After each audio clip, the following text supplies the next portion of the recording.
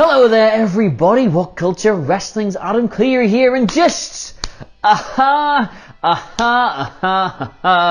it's been another 24 hours for WWE, hasn't it? Yeah, mere hours removed from the company's management just booting up 2K20, going on the character select menu, hitting random and sacking every single person that came up. NXT had, well, they had the unenviable challenge of putting on the most, hey, look over here, nothing wrong show since Crown Jewel that time. But this is the company where the show must always go on, and it doesn't matter if there's 30 foot of snow outside, or someone's just discovered the dismembered body of a journalist, or if they just publicly binned off 30 plus employees with no other promotion able to take them. There's television to be made, god damn it. And yeah, admittedly pretty good television now that I'm on the subject, so let's get up to our nuts in the proverbial guts of it, because my name is Adam Clery, hashtag on Thursdays we wear yellow, and these are all the ups and downs for this week's episode of NXT.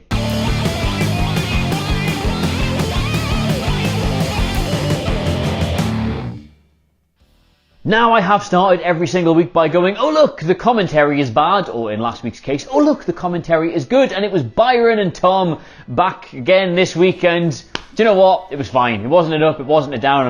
I'm not going to rag on Byron Saxton anymore. He's doing his best. And for our first contest, I was very grateful to NXT for already reminding us that Finn Balor versus Walter was a thing, because if they hadn't, I would have spent the entire match going, remember that, but they already had, so I could focus on what was a solid encounter instead. Finn Balor took on Fabian Eichner in a wrestling match. And while said match wasn't really anything to write home about, I am going to give it an up, because it did have one very obvious positive in the shape of Eichner himself. And you remember the build to Undisputed Era versus Imperium, don't you? Where the problem was it felt like UE were this stable of individually talented guys led by a man of World Championship caliber, whereas Imperium were just Walter and his dafty mates. Which was a shame, because Eichner, Wolf and Bartel, they can all absolutely go, so to see one of them get an opportunity here in a singles match, admittedly in a comprehensive defeat, it was a good idea. They're giving him a platform they wouldn't normally get. So yeah, he got beat, but he came out of it to credit, and that helps Imperium in the long run, as well as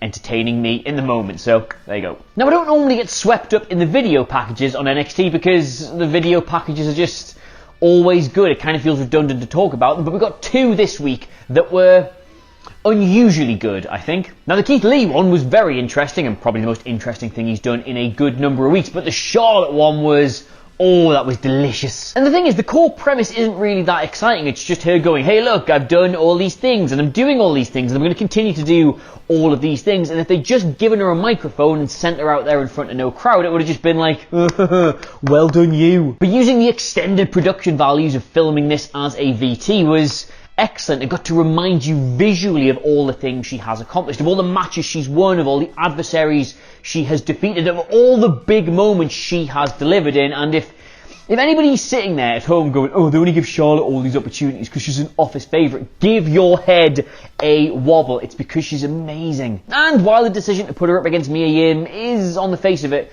quite a strange one, especially considering as you already have a number one contender, the fact that they're leaning into the fact this was her first ever match in NXT it's a depth of long-term storytelling WWE don't normally do. And yeah, it might be good, it might be bad, I don't know, but I'm pleased they're doing it, so I'm giving it an up.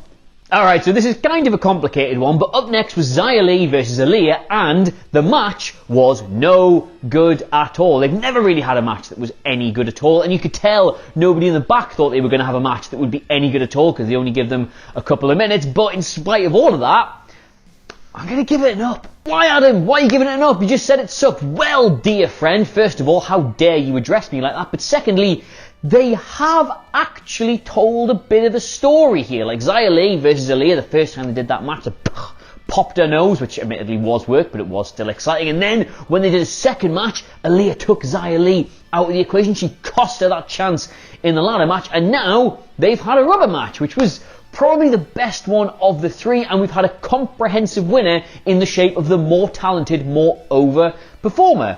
It's It's really basic stuff, but it's still good. Xia Li is a talented performer. Hopefully she moves on and does something better now. And Alia is not a particularly talented in-ring performer, but she's definitely got something there. There's good character to work with. Carmella-esque character that she can work with. So take her out of the equation for a little while, let her work on that, let Xia Li go on to a more interesting feud. It's by the numbers, but sometimes when you go by the numbers, it's absolutely fine. So, yeah, I'm not recommending this match by any stretch of the imagination, but well done then. Next up was the first match in this Cruiserweight Championship interim tournament thing, and it is very difficult to talk about this because, well, we'll get to it at the end of the video. Certain people in this match have already been released by the company and are now going to have to perform in this. It's really weird, it's really horrible, but there was a match. And it was the genuinely entertaining pairing of former Cruiserweight champion Akira Tozawa and Isaiah Swerve Scott, one of many people's picks to actually go on and win the thing, or certainly at least do quite well in it. And again, the match it didn't really deliver on all the levels you felt it could, but it was still quite entertaining. It was good back and forth. Both men showed a lot of athleticism, and it was surprisingly hard-hitting for two men of this weight class. As we have discussed many times, wrestling tournaments are always brilliant, and it really does pain me deep inside my black heart that WWE for some reason seems to really hate them. Plus the fact we're getting like a little mini G1 style bracket system instead of just the usual round robin thing is yet more cause for excitement. So this match gets it up too. Thing is though, Tozawa picking up the win might surprise quite a lot of people because his stock's fallen quite a bit since he used to have that belt, and Swerve does feel like someone who's on the rise. But in this kind of tournament format, a loss isn't catastrophic. So now you've got Tozawa, who looks like the experienced, grizzled former champion, and Swerve, who's got to overcome something to get himself back in the picture. I like this match. I liked all the booking about it. I like how they put it together. I like both men in it. I enjoyed this. Tell you what I didn't enjoy though, and that was Tegan Knox versus Raquel Gonzales. Because even I, lifelong Tegan Knox stan, must now say, what is going on with all this? And what is the point in Raquel Gonzales? Now, if you cast your mind back to her debut at TakeOver, yes, it gave us this cheap finish to an otherwise banging match, but it did at least appear to make a lot of sense. Like, this women's division has loads of agile, technically adept performers, but it was missing, like, just an out-and-out lumbering bruiser, and pairing her with the recently turned heel Dakota Kai felt like, yeah, this was a cool new dynamic towards it. She can go around, she can batter people and give Kai all these undeserved wins, but just none of this has happened. She's just a lumbering idiot. Like, aside from her holding Tegan Knox in place with the cage door and allowing Kai to escape the thing and get the win that way, has she ever done anything other than get, like, bantered off by the physically smaller women she's supposedly there to crush? She either inadvertently costs Kai, or she just gets, like, taken out of the equation herself. It doesn't work at all. There is no threat to her. You don't buy that for a second. Thing is, on paper, Tegan Knox stealing a win against her, especially with the air quotes interference from Shotzi Blackheart, makes sense because she's the dominant big heel, but just at no stage have they ever made her feel like a dominant big heel. So this is just a big pointless escapade that's going to lead to an underwhelming tag team match in like 2 weeks' time. Down! Right, so moving on, and I'm sorry, but I just really like Dexter Lumis. Or maybe I don't actually. Maybe I don't like Dexter Lumis. Maybe I just really like Dexter Lumis in the current setting, in these current conditions. I don't know. Like, his debut against Jake Atlas was underwhelming from an in-ring perspective, but his persona and his gravitas was amazing. And this follow-up against Tahuti Miles wasn't great from an in-ring perspective, but his persona and his gravitas made it worth watching. And just, if they've got to do these empty arena shows, this character, who doesn't try to fill the void with shouting and talking smack and doing all that other stuff and just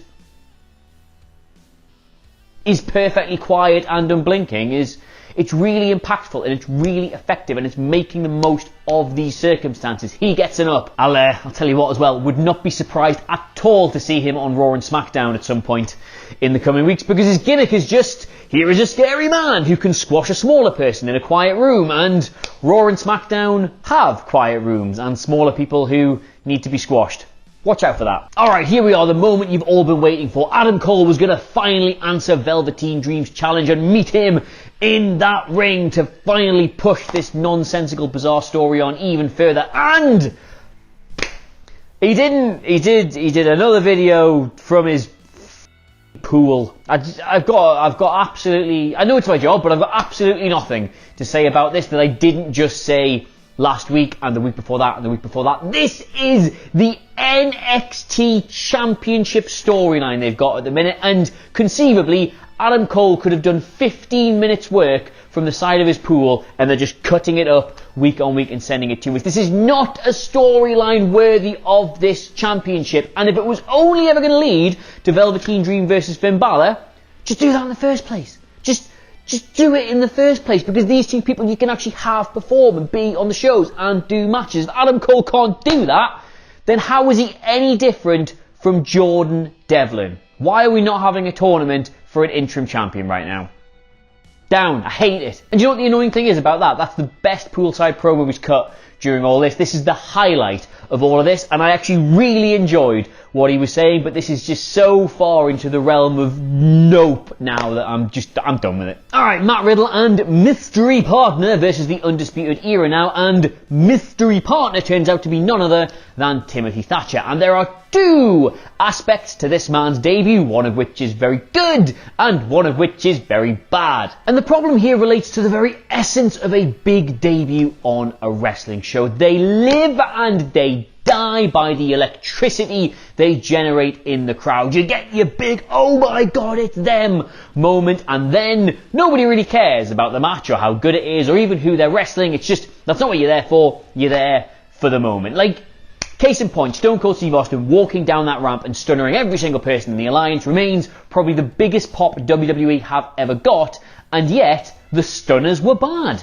But you don't remember that. You don't remember that half of the people in the ring forgot how to take them and it was too crowded and it made no sense because you had that moment, and that's what the whole point of a debut or a surprise or just anything like this is supposed to do. And for that reason, this sucked. In front of a capacity full sale crowd, we could have had that big moment and then nobody would have really cared about the wrestling match, whether it was good or it was bad, but we didn't. So we just got a, oh, there he is. That's interesting, which is really underwhelming and not what a performer of this caliber deserves. That's bad, that gets the down. But what gets the up is the actual match, because while it's not supposed to be the focal point of any of this, now that it was, pretty good. Thatcher is not a classic WWE style performer. He doesn't really look like one. He's too grizzled almost, and his style is very sloppy, deliberately sloppy, I might say, and he's just a big frenzy of energy and limbs and stuff, and he's fantastic, and they should have debuted him sooner, and I'm really disappointed they did it like this because, as we learned later in the show, there are ways around this stuff. They will never ever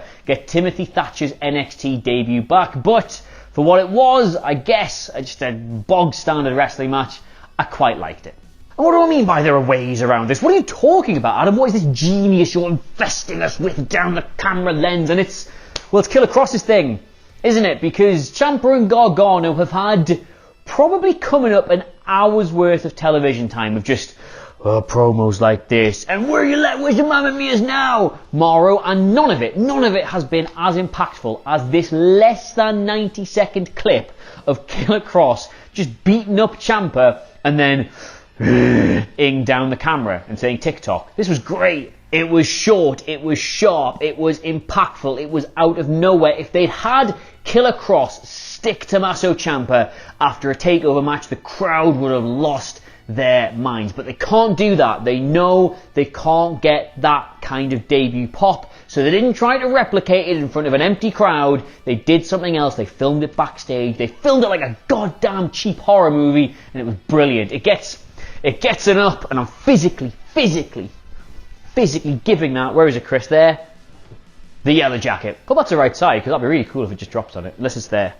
So there you have it, that was the show, a show that apparently had to go on in spite of the big, horrible black cloud that was looming over this entire, I tell you what, let's get rid of these, let's get rid of all that, right? I just want to talk to you for a bit, right? Okay, so WWE sacked 30 plus employees mere hours before NXT, and honestly, I think this is the most grotesque thing they have ever done. And they've done some grotesque things. And I posted about this on Twitter last night, and some people just either don't get it or don't want to get it right. Yes, these are challenging times, and a lot of businesses are having to make very, very tough decisions about all of this. A lot of businesses have to really genuinely look about whether they want to protect themselves as a company or protect their employees, and in all probability, if they don't do that first one, they can't ever even think about doing that second one. But all the reasons why stuff like this is happening, all the reasons why you're seeing it in other companies, does not apply to WWE. By their own admission,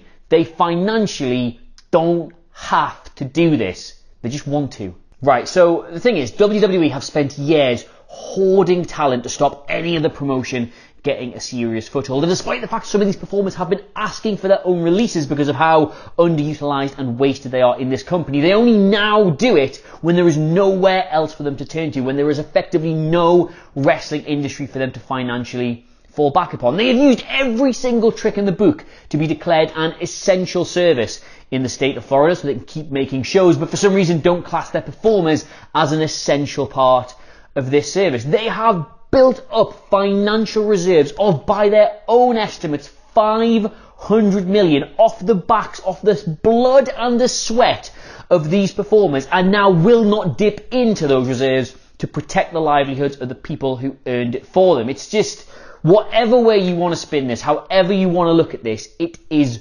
grotesque. And that was just a cloud that hung over this entire show from start to finish, and we probably don't even know the full extent of it yet. There'll be more names today, there'll be more names tomorrow, there'll be more names over the weekend. This could go on for weeks, it could stretch into the hundreds. But anyway, I digress. Let me know what you made of the show in the comments below, and of course don't forget to like, share and subscribe. In the meantime though, thank you so much for watching. I've of course been Adam Clery, hashtag on Thursdays we wear yellow, and I'll see you soon. Goodbye.